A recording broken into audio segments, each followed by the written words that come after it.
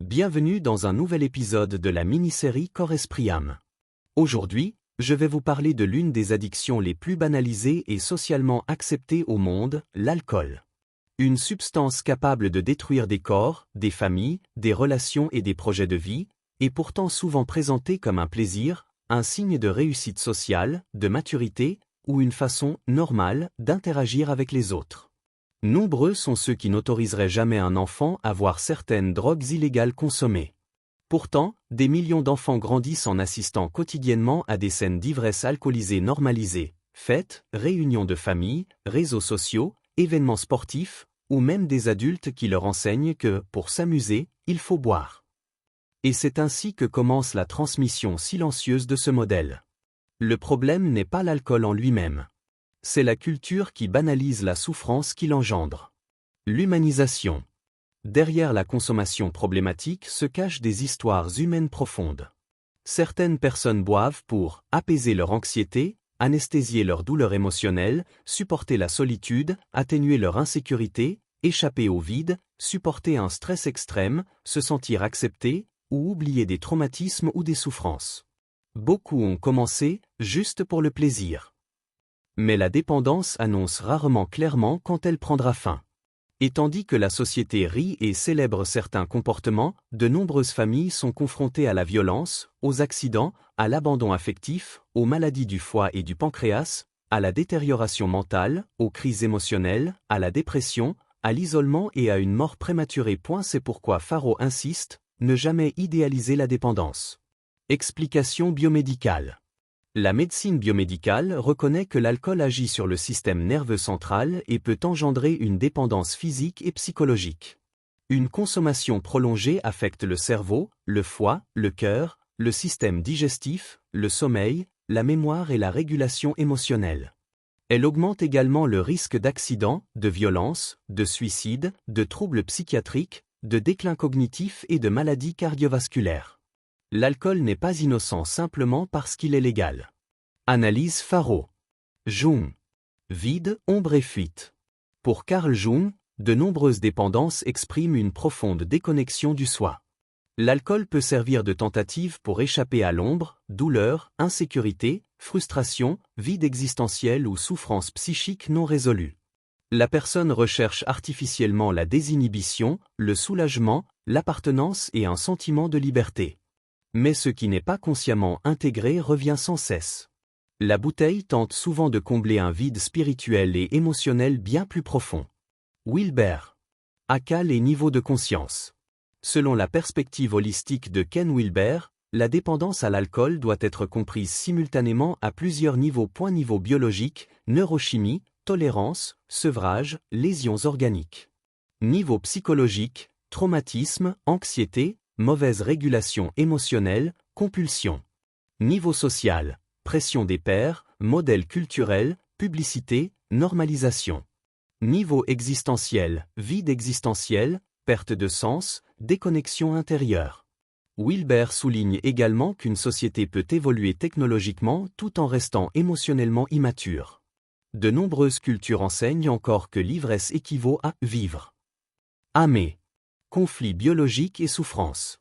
Selon l'approche de Rick Gerdamé, de nombreuses addictions peuvent provenir de conflits intenses liés à la perte, à la peur, à l'abandon, à la frustration ou à la souffrance existentielle. La substance apparaît comme une tentative biologique et psychologique d'apaiser une tension intérieure. Du point de vue de Faro, cela ne signifie pas justifier la consommation ni réduire tout à des conflits émotionnels. Il s'agit de reconnaître que de nombreuses personnes consomment parce qu'elles souffrent profondément. Et une société qui ne fait que punir les symptômes sans comprendre la souffrance sous-jacente échoue souvent en matière de prévention. Médecine traditionnelle chinoise, MTC. Selon la MTC, la consommation excessive d'alcool altère profondément l'équilibre énergétique. Elle peut affecter particulièrement le foie, le cœur, la rate et le chêne, l'esprit et le mental. À terme, cela peut entraîner irritabilité, impulsivité, épuisement, confusion mentale, troubles émotionnels et une baisse du bien-être général. La MTC considère que l'excès perturbe l'harmonie et consomme l'énergie essentielle. Philosophie taoïste. Le taoïsme enseigne que la véritable liberté naît de la conscience, et non de l'ivresse. Lorsqu'une personne a besoin de substance pour se sentir vivante, détendue ou capable de se connecter aux autres, c'est qu'un déséquilibre profond s'est installé en elle. Le Tao nous invite à retrouver la présence, la simplicité et la connexion intérieure. L'évasion constante ne remplace jamais le travail sur soi. Promotion et prévention. Faro considère la prévention précoce comme fondamentale. Les enfants et les adolescents apprennent par l'observation. Si nous normalisons les excès, la perte de contrôle, l'ivresse, les violences liées à l'alcool et l'idée que boire est un divertissement incontournable, nous transmettons involontairement des modèles dangereux. La prévention ne se résume pas à de vaines leçons de morale. Elle passe par l'éducation, la sensibilisation et la responsabilité collective. Les jeunes ont besoin d'adultes qui leur apprennent à gérer leurs émotions, à cultiver le bien-être, l'estime de soi, l'esprit critique, à prendre soin d'eux et à s'épanouir dans leur liberté intérieure. Il ne s'agit pas seulement de consommation responsable.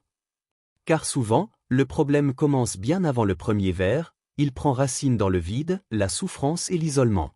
Thérapie Faro. Rôle des médecins et infirmiers Faro. Dépistage précoce. Évaluation des risques.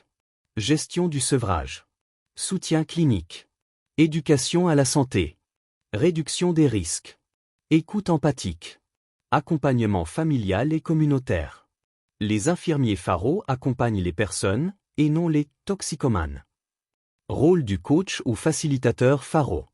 Le coach Faro ne remplace pas un traitement médical ou psychiatrique. Son rôle est d'accompagner l'exploration existentielle, la régulation émotionnelle, la reconstruction de l'identité, la gestion du vide intérieur, le renforcement du sens de la vie, le développement d'habitudes saines, le développement de la conscience corporelle, l'examen des relations et d'un sentiment d'appartenance sain. L'objectif n'est pas de blâmer, mais d'aider à reconstruire la conscience et la dignité. Apprentissage Faro. Une société qui s'intoxique pour faire face à elle-même doit éveiller sa conscience. La véritable liberté ne consiste pas à pouvoir tout consommer. Elle consiste à ne pas avoir besoin de se détruire pour se sentir vivant. Citation Faro, lorsqu'une culture transforme l'évasion en divertissement, la souffrance finit par se normaliser. Abonnez-vous à la chaîne. Aimez cette vidéo. Commentez si vous le souhaitez. Dites-moi si vous souhaitez devenir un Faro dans votre communauté. Partagez cette vidéo pour sensibiliser. Étudiez avec Essie El Faro. Apprenez les sciences en étant conscient, car en matière de santé, le savoir n'est pas neutre, il est vital.